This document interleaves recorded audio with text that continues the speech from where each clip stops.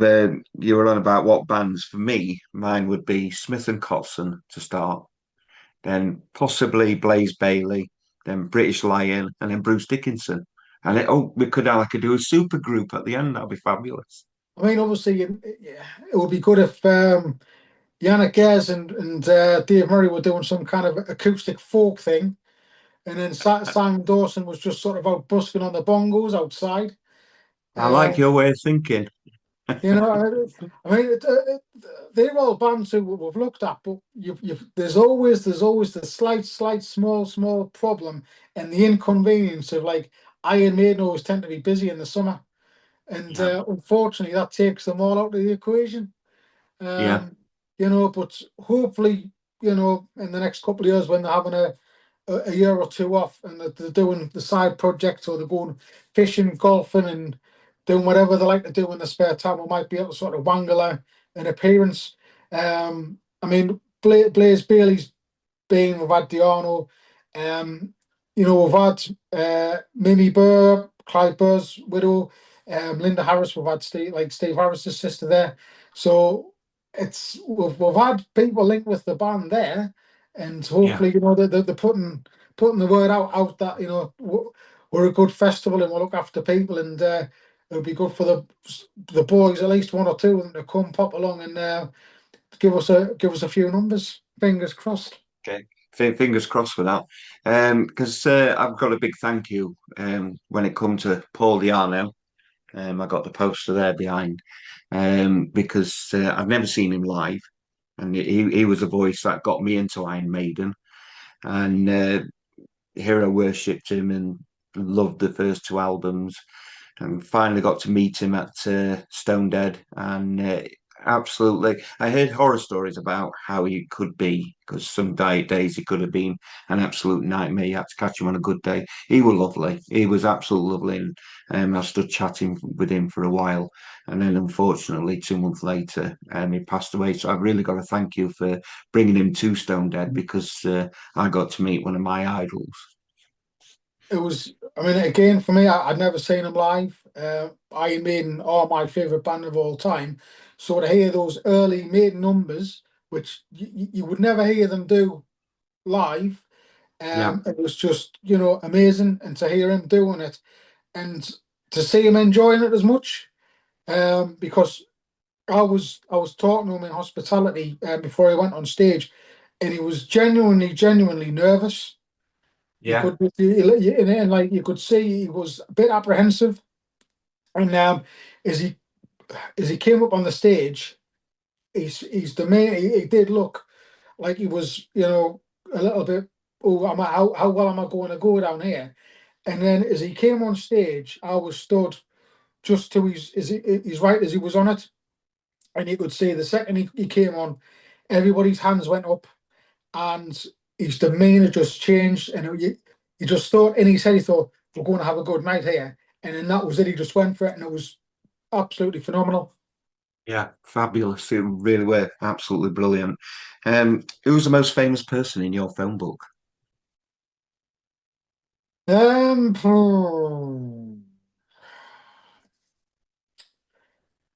to think.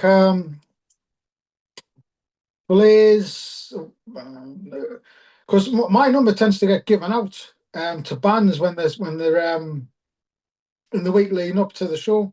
So I'll get some random text message and it'll be, "Hello, this is such and such from such and such a band." You're like, "Nah, it's a wind up." It takes, and then you kind of like text back, and then they'll hit you with a load of questions, which you think, well, that's the sort of thing they would need to know. But I mean, I've had ZP Thought from Skid Row at the time, Dragon Force, Blaze Bailey, Danny from Tide Kettle, uh, Spike from the Choir Boys. It's quite a few, and it's just like, I'm not going to text you at any random point, but I've got your name in me, and it's just like, yeah.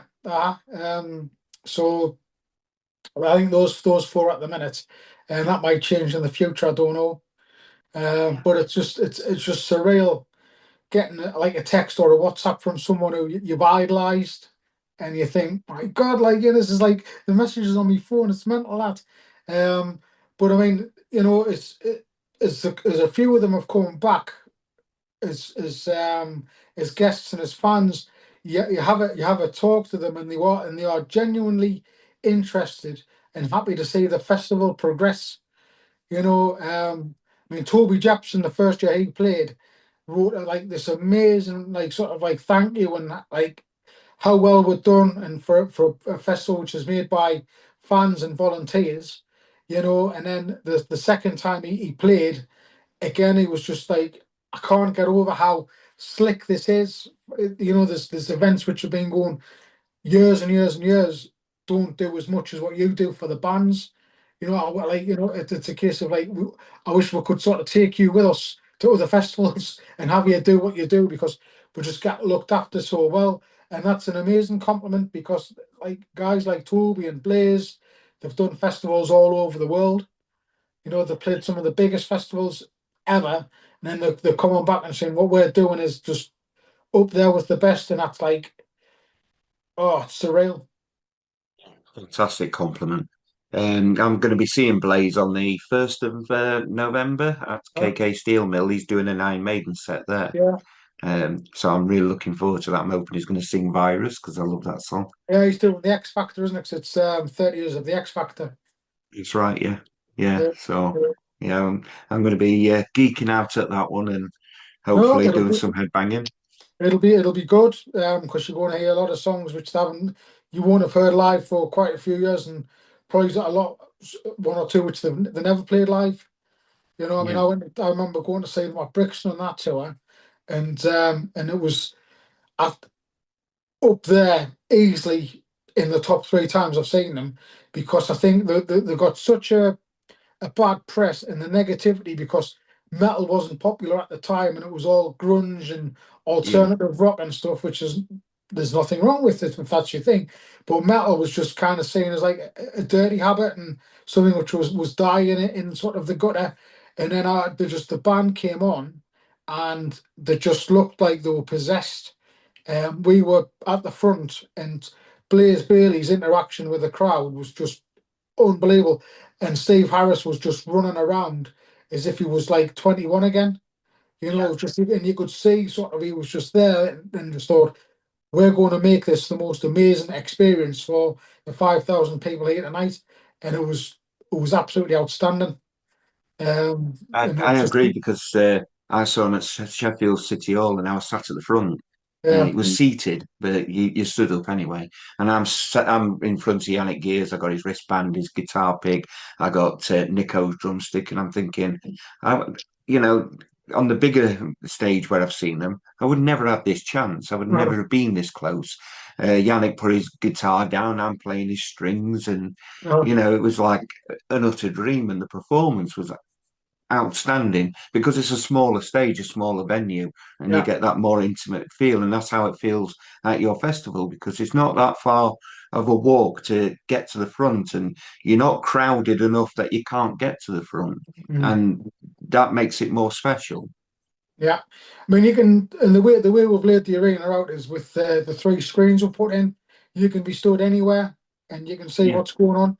You can be stood at either of the bars we've got, or a hot dog van, or a burger van, or the baked potato van, the cake van, anywhere, and you can see what's going on. yeah, And it's just that's one of the things with the venue, how it lends itself so well, the way we can do the arena like that. And it's just, yeah, it's an it's an intimate festival. I think someone described us as like it's a big little festival. We do a lot of things on the big scale, but we're a small festival. I think a lot of stuff we do is on par with bigger festivals, but with us being so small, it keeps everything intimate. yeah, So yeah, it just works. We can't sort of like explain how happy and chuffed we are with how well it all comes together, and how it's just like evolved and developed into what we've got now since 2017 when we started it. yeah. And you got, I look on the social media, you get these people who moan. And like there were a few people who moaned about the headliner for this year, the Almighty. There's a lot of fans for the Almighty. I find them a Marmite band. there's a lot of fans that like them, a lot of fans that are. I tried to get into them. It's not my cup of tea, admittedly, but I did give them a fair go. And I found that at Stonedead Festival, there were a big collection of fans of the Almighty, and then there were a big collection of people who were just sat there because they wanted to enjoy the festival, Mhm. but weren't really a fan of the music. And I'll just go and get another beer. So does that side of things where the fans moan about who you book, does that get on your nerves? Does that wind you up? Does it upset you? How does that get to you? Um, it's not as bad. Well, obviously, the opinions of people are still going to be the same over the course of each year. We're going to get their opinions of what they like and what they don't like, and who should be headlining and who shouldn't be headlining. I think because we're more experienced and we know what's going to happen, it does hurt as much, and you do sort of like get wound up by it, but don't tend to react as much. Um, it's everyone has an opinion. Everybody wants their favorite bands, and unfortunately, we can't please everybody all of the time. Although we do try, we try to sort of like mix it up. In every lineup, there's an eclectic mix. There's always an eclectic mix, but we're not going to please everybody. It's like the year we did 2024 when we had that lineup, there were still people who weren't happy with it. And it was a case of we're ticking every box possible here without deviating too much from like hard rock and metal. And then last year we were kind of like stretched it out a bit more, and people still complained. And like this year we've got, you know, a lot of like AOR, we've got heavier bands, we've got softer bands, and people are still going, oh, it's not for me, which is fine. But it's like if you were in my shoes and you kind of saw how things worked in the background, you probably have a bit more patience and understanding. And Yeah. maybe sort of like a lot of the bands you're suggesting we've already tried, or one of the bands you're suggesting would like bankrupt us. It's hard. You're trying to sort of like keep a level head with people, but I think it's we're trying to do the impossible by keeping everybody happy, and that's exactly what it is. It's just impossible. Yeah. Or you get reviewers like me who just rip bands to shreds and hope for the best. Well, that's the idea of being a critic. You've got to be critical because otherwise you're just kind of like covering everything in sugar, and Yeah. there's no sort of like ethnicity of what you're writing. The Yeah. integrity goes. So I it's don't not a like good thing. saying bad things about people because I'm not that sort of person, but I've also got to be honest and put down how I feel, and people can disagree with it, and people might side with me and agree with it, but you've just got to put how I feel. And so far from what I've criticised, I've only had one band that's took it badly. A few of them sent me friend requests after I've Yeah, given them a bad review. yeah. I mean, it's again, you're dealing with art and you're dealing with people's hard work, and if it's not for you, and you sort of you give it a negative review, it doesn't mean it's shit. It just means it's not your cup of tea. Exactly. I get this with the opening poll where we get hundreds and hundreds and hundreds and hundreds of bands wanting to do it, and we've got to dwindle it down to 60. Yeah. And like sometimes it's just a complete no because it's what one person doing like acoustic stuff, and it's the kind of thing which you would want in like a restaurant as you're eating, or a bar on a Sunday afternoon with a log fire, but you don't want it in front of 5,000 people to try to get them G'd up. And then you get the opposites where it's like so close to something you've already booked, it's not adding any extra value to the lineup. So that unfortunately is a no. And so when you sort of sending the emails out to say unfortunately you haven't made the heats, you get one or two and they'll ask why, and so you're just honest. It's not quite the fit, or you're too much like a band which we're ready to announce, or it's just not for us, and you've got to be honest. And as long as you're kind of like polite about it, it's I mean, this year somebody, for I think for a joke, It's put Youngblood down for the opening poll. You know, that so that they put all of his details down. I'm like, it's got to be a wind up, so I'm just going to dismiss that. So if that was actually him and his agent wanting to do Stonedead, I am sorry. Give us a bell and we'll try and work that one out. You know. Yeah. Well, Youngblood's got his own festival, hasn't he? Where he Yes. Yeah. has young bands on, which I think is quite commendable. But I know your headliner for 2027 before you even announce it. It's got to be Jailer. You know what? You're not the first person to say that. But yeah, it's when we got Jailer on the Friday, and the manager pulled us to one side and said, "So I know who you've got for 2026, 2027. It's got to be Jailer." And I kind of like smiled and went, "I've got a 5-year policy," and went, "Well, in 5 years' time, they're going to be on a different stratosphere." So I actually went to the band and I said, "Just remember, lads, when you're doing Wembley Stadium for 5 nights, don't forget about us." You know, because we were one of those trampolines which you've used to get up a different level. But no, every time you see them now mentioned on social media, they're doing something bigger and better than what the last thing was they did. And I'm just and the thing is that they're so nice and like humble. They're like a good set of lads. I mean, when they were in hospitality and they were drinking beer, and I kept on walking past, going, "Do your mum and dad know that you're drinking that? Are you old enough? Because Yeah. we've got a license to uphold here."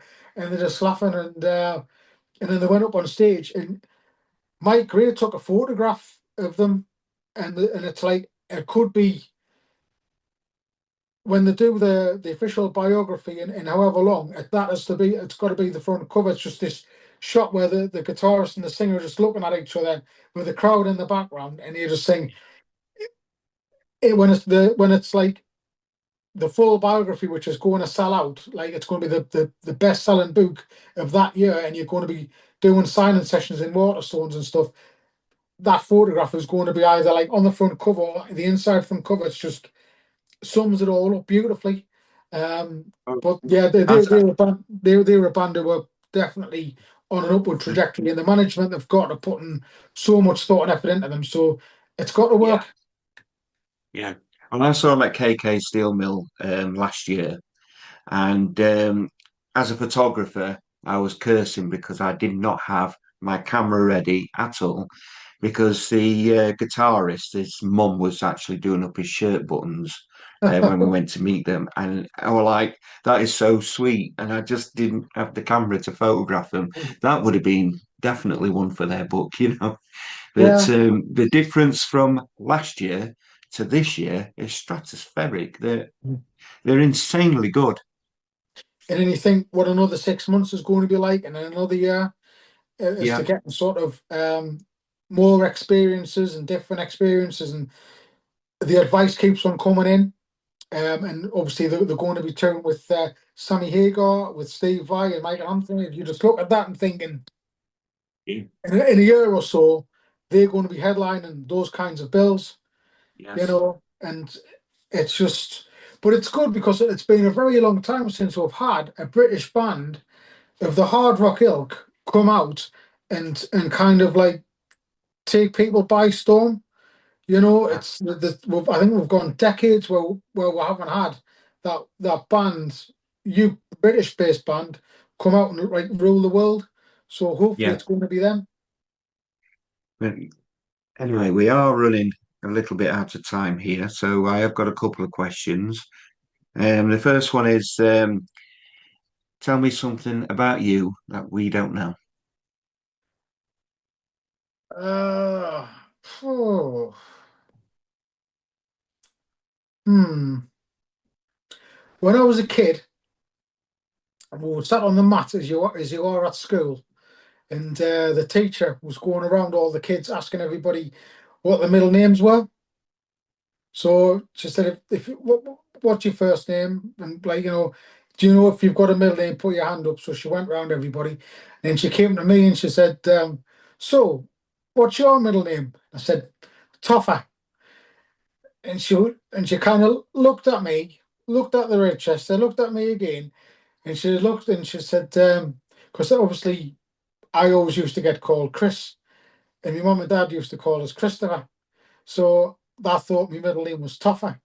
So I said, and she said, "So you called Christopher Tougher Sumby?" I was like, "No, I'm called Chris Tougher Sumby." And at that point, she must have looked and thought, "Christ, he's going to be in the special class as he gets older," you know. So for a long time, I thought my middle name was Tougher. Brilliant. I think we all should call you Topper from now on. Yeah, yeah, little Toffee. This isn't really a question, it's more of a statement, but Kevin Russ from Fireheart was really moved by you playing their song, Staring at the Sun. And they Mhm. were literally stopped in their tracks as they were walking around and it was played. So they did say a big thank you on that one. Yeah, I mean, we do that. If we've got bands who've played, or we've got members of bands who are in new bands, like obviously Kev is with Fireheart, and we do sort of take like and have an interest in what they're doing, and Yeah, we do like to champion the new music coming in, and obviously, if it exposes that to the audience in advance and gives them like a little bit of a platform to build on, that's great, you know, and it costs us nothing to do, and it's probably priceless to them. And it's yeah, and you know, Kev's a lovely lad. Uh, he's got a unique stage presence, you know, and yes, yes. it's one The of those things gurney. that, and it's kind of like sort of not only as a rock star, he's the Gurning champion of Stonedead. Yeah, And it's a case of it would be good if like everybody gurned on stage. Every band should have a gurner. yeah, Should have I like agree. you've got lead guitar and lead gurner. Yeah. Well, again, I met them when he was with um, the Hot One too. I met him at KK's, and I'm in the disabled section, and he got on stage and he turned around and he pointed at me and he smiled and waved and did a little dance and carried on performing. And I thought, you are absolutely something else. He's got a heart of gold. Yeah, and it's like a lot of bands, and this goes back to what I was saying earlier on about the rock stars at the end of the day are just regular people. The Yeah, only difference is sort of like when you're at a gig, they tend to be on a platform which is like 6 foot in the air, and they tend to be playing a musical instrument or holding a microphone. And yeah, there's a very fine line between the difference between rock star and fan. yeah, And ultimately, when they're not on stage, they're back being a fan again. yeah, yeah, yeah. They're brilliant. Um, I've got to ask, who do I have to bribe or blackmail or for a pit pass for next year? Because I got me photography pass in the arena, but I'd ideally like to do that. I mean, with the photography, it's because we're limited for insurance and security. I think we can only accommodate 13 togs in there. So Yeah, it's once the applications go in, and it's it's it's not first come first served. It's we'll look at the previous work to see who we think's going to sort of warrant the passing and how good they're going to use it. Because the first couple of years we had people who were coming in going, "Yeah, I'm a photographer and stuff," and they're literally bringing in like a disposable camera, and you're like, "Right, okay." Uh, so get your application in. I mean, there'll be a couple of changes for press next year, but it'll be the same process. So just get it in and then see what happens. fingers crossed. My last thing, I did want to tell you, I'm looking at the time, I'm really running out of time. So the last thing is the most important date for you and me, possibly more important than the Stone Dead Festival date, is 14th of December, 2 p.m.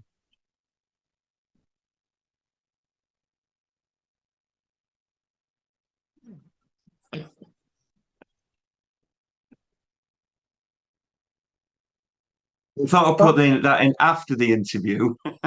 Bastard. If I known you were a mag, I would never have done this interview. No, funny enough, I was up seeing a mate earlier on who's been off work for a while, and he's a mag, and then as driving home, a company who were looking at doing the video screens for us next year. They're based in Newcastle, and they were talking about Newcastle and you know, and Sunderland. My Newcastle's winning 2-0. That's why my eyes keep on wandering. So I'm looking at the scores, and they're winning 2-0 tonight. Bastards. Yeah. I'm doing same. Yeah. So no, that's the 14th of December. We'll see. Derbies are funny games. Yeah, we've not fared very well in the last few derbies. Not in the league. No, I mean it's like sort of. I don't think you've beat us in the league in 9 appearances, 9 games or something. I think we won 6 in a row, and then there was a couple of draws either side of that. But no, the funny games, and I think it's the lead up and the banter in the week beforehand tends to be better than the game sometimes. You know, yeah, I think people who aren't in the northeast or they don't understand the northeast, I don't think they realise how the split works. It's not just a case of like Sunderland and Newcastle. Like if you live in one, you support one, and you've got like the surrounding areas of like Durham, and you know you've got like Northumbria and South Tyneside. When people say South Tyneside, they don't automatically expect that everyone in South Tyneside would support Newcastle, but it's a predominantly Sunderland area, you know. And then like you look at Durham and go, oh, that's going to be mostly Sunderland, and it's like, no, there's a lot of like the villages because Durham comes up to sort of Northumberland, like round the back of Newcastle, and there's a lot of Newcastle supporters in those parts of Durham. So it's a hotbed, the northeast, and you've got to be very very careful what you say and when you say it, yeah. and when you open your mouth, because if you're surrounded by a lot of staunch Newcastle supporters and you say the wrong word and they suss out straight away you're a Mackem, you could be in a lot of bother. Like, Exactly. But I've got to say thank you very much for agreeing to do the interview and stopping up at this unearthly hour. I need my beauty sleep, you know. yeah, unfortunately, I'm off work because it's half term, so I managed to get a lot of Stonedead stuff done Oh, that's during the good then. day, and then my daughter's at nursery because she's at a private nursery because we've got to pay for her until she starts school. So it's best of both worlds. I'm like sat at home, I can get loads of bits and bobs done and catch up with me my task list ready for the nitty gritty when we get the next spring.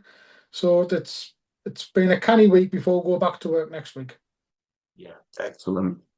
So I will go out my way to try and find you next year and meet you properly. Yes, And it's been a pleasure.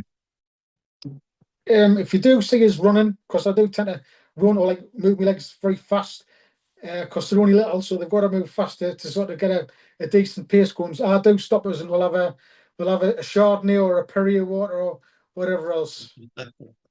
Wonderful. Thank you very much. No problem. Right, thanks very much, Dale. All right, good night. See you later.